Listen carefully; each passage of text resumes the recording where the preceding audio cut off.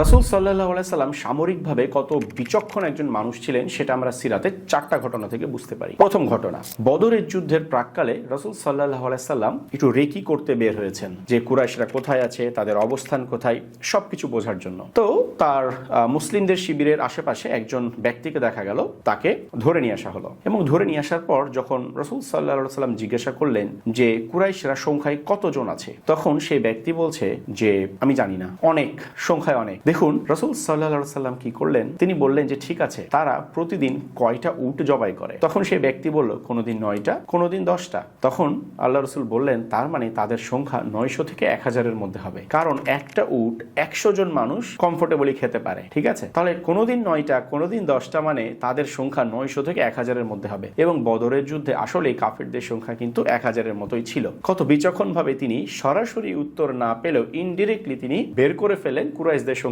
কত ছিল। আবার তিনি একই উদ্দেশ্যে কুরাইশদের তথ্য সংগ্রহের জন্য যখন বের হলেন, তখন তিনি দেখলেন এক বৃদ্ধ লোক সন্দেহজনকভাবে ঘোরাঘুরি করছে। তো তাকে তিনি জিজ্ঞাসা করলেন যে আচ্ছা, কুরাইশরা কোথায় আছে আশেপাশে, বলতে পারো? তখন সে বলছে যে তোমাদের পরিচয় না জেনে আমি কিছু বলবো না, তোমরা কোত্থেকে আসছো বলো। তখন রাসূল সাল্লাল্লাহু আলাইহি ওয়াসাল্লাম বললেন ঠিক আছে, আগে তুমি আমাদেরকে তথ্য দাও, তারপর আমরা বলবো আমরা কোত্থেকে এসেছি। তখন সেই ব্যক্তি জানিয়ে দিল যে এখান থেকে দূরে যে টিলাটা দেখতে পাচ্ছেন তার ওই সাইডে কুরাইশরা আছে এবং তারা প্রস্তুতি নিচ্ছে সবকিছু। এরপর যখন সে বলল যে এবার আপনাদের পরিচয় দেন, আপনারা কোত্থেকে আসছেন, তখন রাসূল সাল্লাল্লাহু আলাইহি ওয়াসাল্লাম বললেন আমরা পানি থেকে এসেছি। এই কথা বলে দ্বিতীয় কোনো কথা না বলেই তিনি উল্টো দিকে ফিরে চললেন। এবং দেখুন, প্রত্যেকটা মানুষই তো পানি থেকে সৃষ্টি হয়েছে, অর্থাৎ তিনি কিন্তু কোনো মিথ্যা কথা বললেন না, কিন্তু তিনি কৌশলে তার কাছ থেকে সঠিক ইনফরমেশনটা বের করে নিলেন। কিন্তু যখন সে জিজ্ঞাসা করলো আপনি কোত্থেকে এসেছেন, তিনি বললেন আমরা পানি থেকে এসেছি। অর্থাৎ ইনডিরেক্টলি তিনি কিন্তু তার নিজের পরিচয়টা, মুসলিমদের পরিচয়টা, মুসলিমদের অবস্থানটা তিনি গোপন রাখলেন। তৃতীয় স্টোরি, উহুদের যুদ্ধ যখন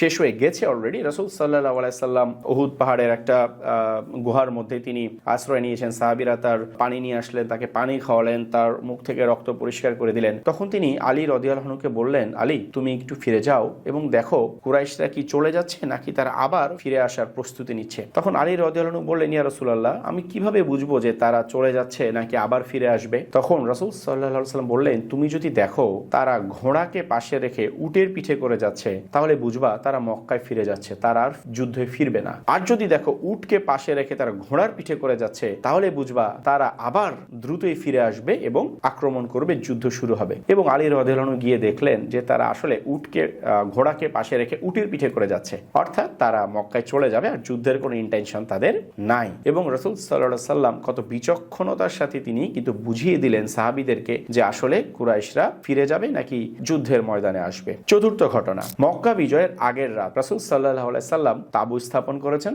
এবং আগামীকাল সকালে তিনি মক্কায় প্রবেশ করবেন। এমন একটা অবস্থায় রাসূল সাল্লাল্লাহু আলাইহি সাল্লামের সেনাবাহিনীতে 10,000 মুসলিম ছিলেন, 10,000 সাহাবী ছিলেন। তো ওই সময় সাধারণত এরকম হতো যে কয়েকটা মানুষ মিলে বা কয়েকজন সৈন্য মিলে একটা আগুন জ্বালাতো। ফর এক্সাম্পল ধরেন প্রতি 100 জন মিলে যদি একটা আগুন জ্বালাই অন্ধকারের মধ্যে তাঁবু স্থাপনের জন্য, তাহলে 1000 জনের জন্য কয়টা আগুন হয়? 10টা, এবং 10,000 জনের জন্য 100টা আগুন হবে বড় জোর। ঠিক আছে, উদাহরণ হিসেবে বলছি। কিন্তু রাসূল সাল্লাল্লাহু আলাইহি সাল্লাম বললেন তোমরা এক কাজ করো, তোমরা প্রত্যেকে একটা করে আগুন জ্বালাও, একটা করে মশাল জ্বালাও, অর্থাৎ 10,000 মানুষ 10,000টা মশাল জ্বালাও। এর কারণ কি? এর কারণ ছিল যে কুরাইশরা যেন এই 10,000 মশাল দেখে মনে করে অ্যাকচুয়ালি মুসলিমদের সংখ্যা 10,000-এর চেয়ে অনেক বেশি, কারণ সাধারণত একাধিক মানুষ মিলে একটা আগুন জ্বালায়। ঠিক আছে, তো ফর এক্সাম্পল যদি 5টা মানুষ একটা আগুন জ্বালায়, তাহলে 10,000 মশাল দেখে কুরাইশরা হয়তো ভাবতো যে মুসলিমদের সংখ্যা 40 বা 50,000। ঠিক আছে, আমি একটা উদাহরণ বোঝানোর জন্য বললাম। তাহলে দেখুন রাসূল সাল্লাল্লাহু আলাইহি সাল্লাম কত বিচক্ষণ মানুষ ছিলেন। তিনি কিন্তু কুরাইশদের সাথে একটা সাইকোলজিক্যাল গেম খেললেন এখানে, হ্যাঁ, যে আমার